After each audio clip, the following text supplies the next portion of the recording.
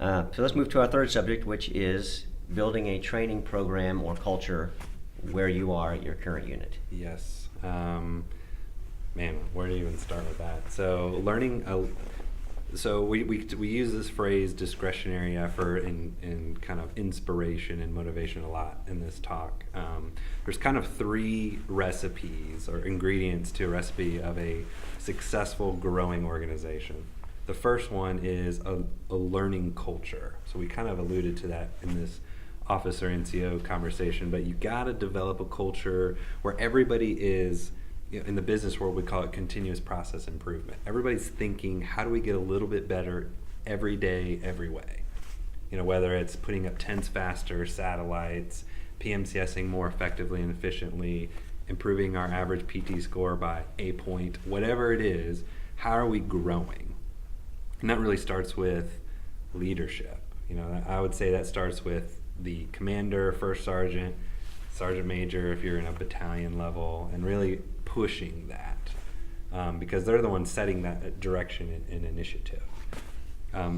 Where it comes to people like me is that once that organization is there, or once that culture is there, then you have to develop and execute it, which I think is kind of where we're going to really deep dive and kind of unpack in this talk, right? How to kind of move forward with how to do it. Well, we will, but I want to go back to what you were saying about if you're at the battalion or brigade level, you have a sergeant major as the senior enlisted person to push these training initiatives or programs or cultures. Mm-hmm. But what does that look like? Does that look like they wrote a memo, signed it, and it gets tacked up on somebody's bulletin board outside their orderly room? Because that's what they're doing. They wrote a memo, they've pushed a policy, and now it's mandated.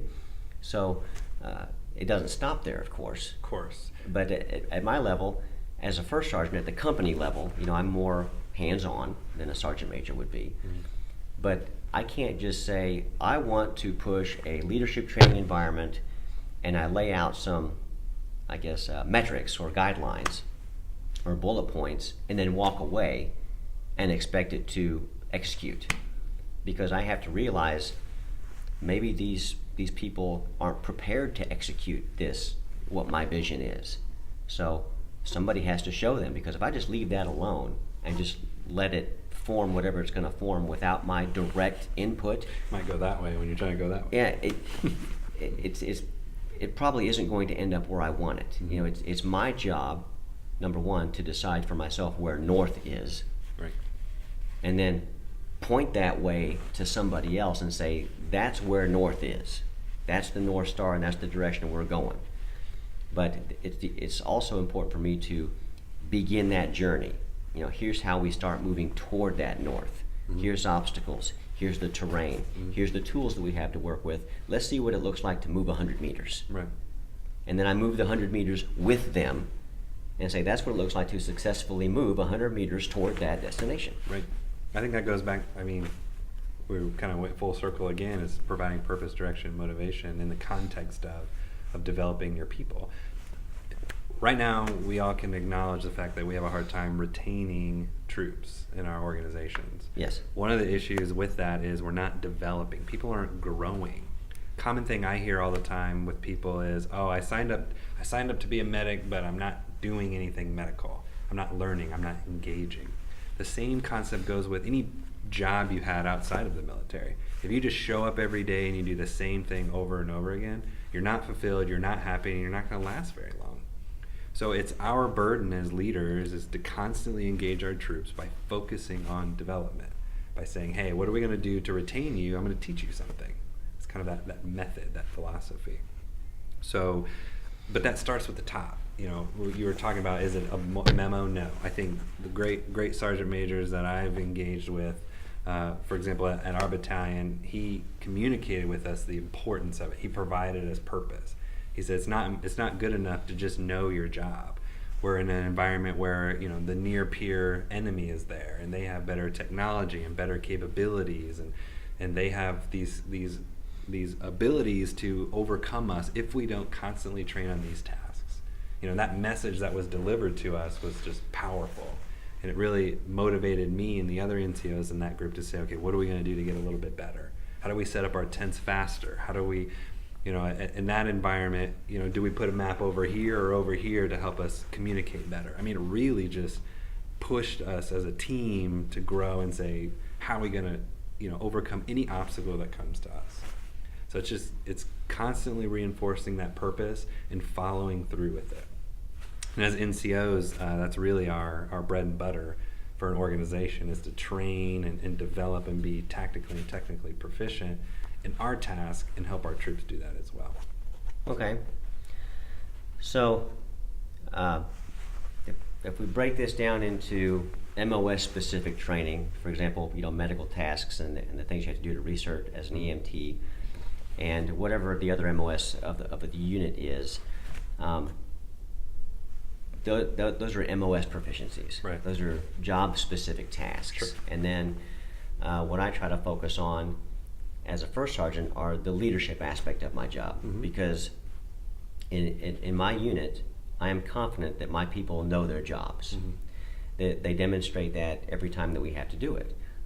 They're good at what they have to do. Now, unlike the medical, there's not a biannual research that you have to take a test and recertify your MOS.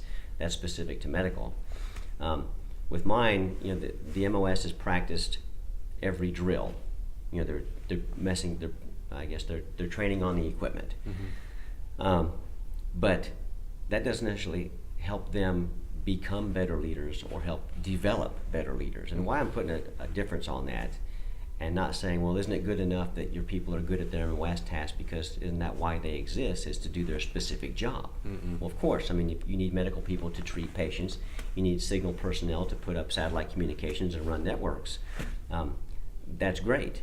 But there's going to come a time in that person's military career where they're not the one laying cable anymore, or you know, doing the on-the-ground task. You know, they're going to get promoted through either time in service, time in grade. They went to the right schools. There was an opening that was near their house, and they wanted to take it. They're going to be stepping into a leadership position.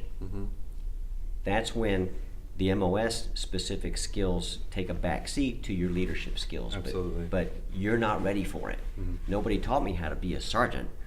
Well, what do you mean? You took SSD and you went to BLC, didn't you? Of course you knew how to be a sergeant. Right. It's all taught right there. No, I would have to disagree with that. Yep. There's a lot of good things that are taught in those courses, but exactly how to be an effective, good NCO when you walk through the door the first time at your unit, that isn't taught. Right. Somebody has to take you aside and walk you through what that looks like and show you what it looks like. Not just tell you to read a chapter in an FM, but live it with you. Right. And tell you, this is what this looks like. Absolutely. In this situation, this is how this plays out, and here's how you have just succeeded. So the training program and culture that I'm trying to build in my unit is along those lines. Is we're not just going to learn to do MOS specific tasks, because that time is on the schedule, because we're actually doing the mission. Yep. We're doing the thing, so naturally they're getting better at the equipment. What they're not getting better at is training to be a good leader. And, you know, using the word leader again, throwing that around, but a good communicator, Yep. a good instructor, Yep. a good mentor, to have the confidence to approach other people Yep. and help develop them.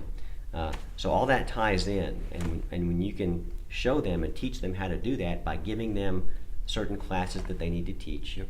and helping them with that, then that's what builds that culture, in my opinion. Right. Yeah, and I think kind of use our military language, leadership is a force unifier and a force multiplier.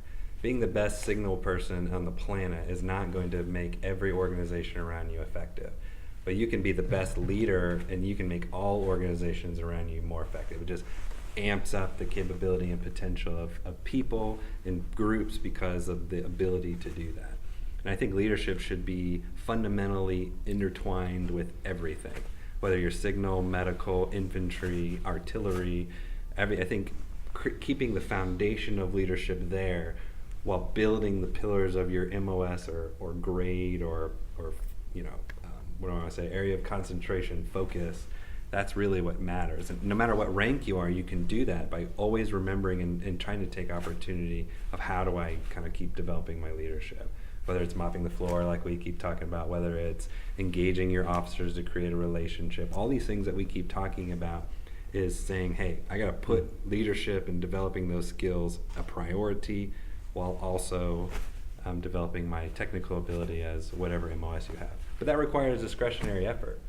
I mean, it kind of Yeah. it's all kind of there, you know. It's And it goes back to the discretionary effort, and because I was going to ask you as a joke question is, but how do we do all this during 8 and 4, one Yeah. weekend a month? How can't. all these things that we talk about? How can that possibly be Yeah. done in that small amount? Because we have chow, That's right. and we have formations. PMCS, Yeah, so Super Bowl. it's impossible to do all that. That's right. Isn't it? Yes. Well, you can't. You got to do it outside of the drill weekend, and that's why, in my opinion, that the National Guard is one of the hardest careers to be in, because you got to do more than the clock in, clock out period. You got to be doing PT outside of drill. You got to be developing yourself outside of drill. You can't just show up and say, Christina, you're going to teach this class, and I read a PowerPoint. That doesn't create that culture of discretionary effort. You know, it doesn't create a learning environment if you just show up and say, oh, I'm going to read this PowerPoint. You know, you got, like right now, we're here on our time to put this material together to help people. If we had just one person in every unit do something like this, or spend time on a class, how much more effective would our organizations be together? You know, just think of it as just one person of each unit. What about 5? What about 10? What about 20? What about whole units as a group, constantly engaging, constantly having discretionary effort, and not afraid to go the extra mile to accomplish what they need to accomplish? That's true. It can't be done It cannot be during done. 16 hours a month Mm-mm. during drill. I tell my soldiers that you can remain a soldier in the Guard doing that minimum, but you're not going to excel in the Guard. Nope. That then you have to overcome the natural objection as well. I didn't sign on for this. Nobody told me I would have to spend X many more hours between drills to succeed. That shouldn't be on me. Is the natural objection that comes to people's mind is, that shouldn't be my responsibility. I shouldn't have to put forth money, time, and effort to For your succeed success. because isn't the organization built already for my success? I mean, if not, then why does it even exist if it's not built for success as it is? It can't be. It's just not fair to expect me to try to excel beyond the parameters of what's already established for me to climb in rank or to be a better soldier. So I should just give it to you, first-hour employee. Is that what you're saying? Well, I'm just trying to play devil's advocate because I hear that objection, and in some ways it's merited because I put forth a lot of discretionary effort and funding and time and energy. Today is an example. Why do I do it? This isn't. I'm not getting paid for today. I'm losing a lot of money today. It's not going to help me reach the next rank any faster. It's probably not going to impress anybody that has any bearing on my career. I'm only doing it because I know there's a need for people to hear this stuff the way that we're talking about it, so that they can learn it and do it. That's the only reason why I'm doing it. So you have purpose, direction, and motivation? Is that what you're saying? Yeah, but it's within. Right. Nobody's knife handing me into doing this at all. Of course. And I think it's everybody's individual decision how much discretionary effort they're willing to put in. Of course. And how much succeeding is important to them. True. I think really what that is, though, it's a flaw in their paradigm, their perspective of reality. I think if somebody would have come to me with that objection and say, well, it's not my responsibility, I think it just requires a conversation to let them know, well, the reality, complacency doesn't get you success.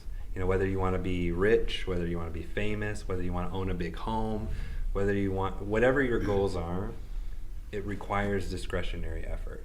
I can't imagine anybody waking up to say, hey, do you want to be average every day of your life?